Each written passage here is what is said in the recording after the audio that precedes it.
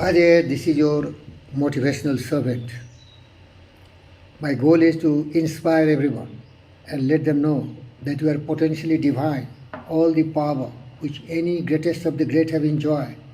You are fully equipped, but maybe you have not instrumented it, used it, and try to really become a very useful and productive person in the society. You have tremendous abilities, potentialities, capacities, but somehow you were not stimulated, activated, and supremely charged to achieve those great milestones which the life of the great man has always showed us. Now it is time that we should follow their footprints. So here in this video, I want to borrow the idea from one of the greatest psychologists, Abraham Maslow. And in this video, I am going to tell you that what you can be, you must be, because that is the real meaning of your life. If we do not achieve and do not self-actualize ourselves, ultimately we will be the most unhappy person throughout our life, and we will be just like cattle in this world broad field of battle. In the bivouac of life, we should not be like dumb-driven cattle. We have to be hero in our strife. So listen kindly a video that is in the form of audio which I borrowed from the Academy of Ideas, and my best friend, he is going to narrate you the wonderful thoughts which Maslow has conveyed to us to really realize our full potential. What are the difficulties there, and what are the possibilities there, and how we can really realize this. Kindly listen very carefully. What human beings can be, wrote the psychologist Abraham Maslow, they must be. In the early 20th century, psychologists were primarily concerned with the sicknesses that afflict the human mind. Abraham Maslow, aware of this one-sided approach, saw it as grossly inadequate.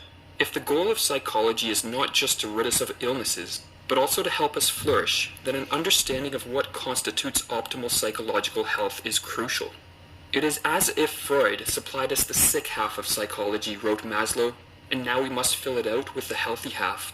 Maslow's research led him to the conclusion that what demarcates the psychologically flourishing from the sick and mediocre is the ability to self-actualize.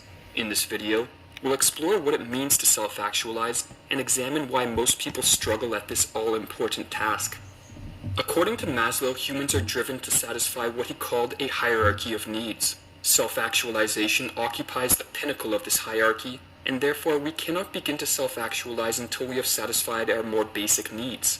These basic needs include the things necessary for our survival, such as food, water, and shelter, as well as those things required for a basic modicum of psychological health, such as safety, love, status, belongingness, and self-esteem. Only after these basic needs are satisfied can we begin down the path of self-actualization and strive, in the words of Maslow, to become everything one is capable of becoming. Wonderful. Musicians must make music, wrote Maslow. Artists must paint. Poets must write if they are to be ultimately at peace with themselves. What human beings can be, they must be. They must be true to their own nature. This need we may call self-actualization. It refers to man's desire for self-fulfillment, namely to the tendency for him to become actually in what he is potentially. When we begin the process of self-actualization, mastery of self becomes our way of life. We view our psyche as a vast unexplored terrain and are motivated to gain a greater knowledge of its inner depths. Rather than being driven solely by wealth or status, we choose an ambitious and meaningful life mission. As we strive to achieve our goals, we devote our energies to mastering the necessary skills, and in the process, we actualize our latent potentials. As our life becomes increasingly structured around the need to self-actualize, Maslow discovered that we become more susceptible to peak experiences. Self-actualizing people, wrote Maslow, have the wonderful capacity to appreciate again and again, freshly and naively, the basic goods of life, with awe, pleasure, wonder, and even ecstasy, however stale these experiences may have become to others.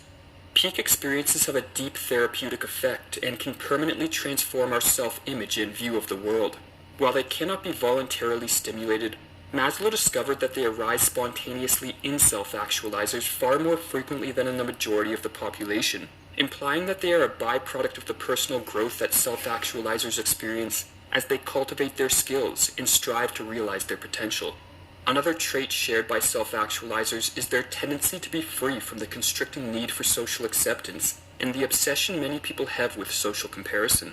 Rather than looking to others for approval or to social standards or authorities to determine how to live, such individuals defer matters of judgment to their own conscience. The French philosopher Montaigne, who exhibited this characteristic, captured it in the following line from his essays: "I have my own laws and my own court to judge me, and I refer to these rather than elsewhere."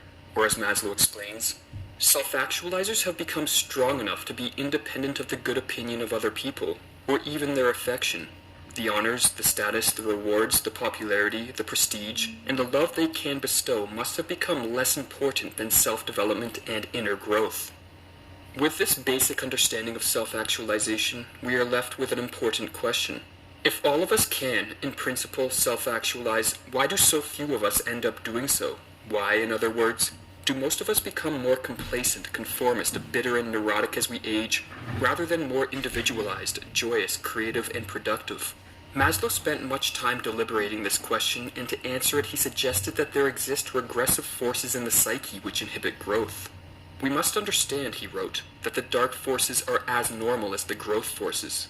While most of us will claim that actualizing our potentials is something we desire to do, in reality we are often far more attracted by the easy path of safety and comfort. We avoid challenges which would lead to personal growth, refuse to face up to our fears, and remain passive in a manner which inhibits our capacity to self-actualize. The pull of these regressive forces places us in a dangerous position, for if we allow ourselves to succumb to them, then over time we will pay a steep price.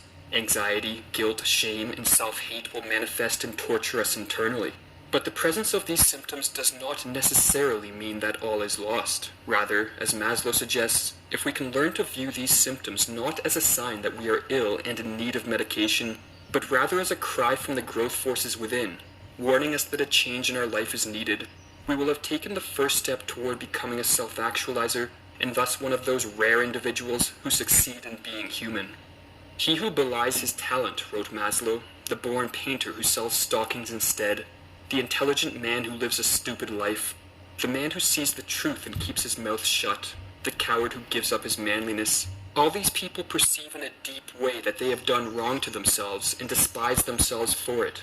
Out of this self-punishment may come only neurosis, but there may equally come renewed courage, righteous indignation, increased self-respect, because of thereafter doing the right thing. In a word, growth and improvement can come through pain and conflict." Dear friends, you were listening to my friend. I borrowed his voice, but I love this so much that I wanted to share with you. And this is really the key to the success, glory, and greatness. All mankind are created equal.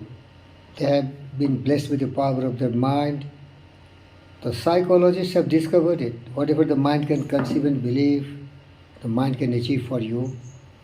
You have tremendous abilities, possibilities, capacities, and potentialities, but we do not really make full use of it. The greatest of the greatest, as I read in the Science of Being Great, have used simply 5-6% of their natural talents, but at least they have done something, and everything is explained in this audio. Please be very careful.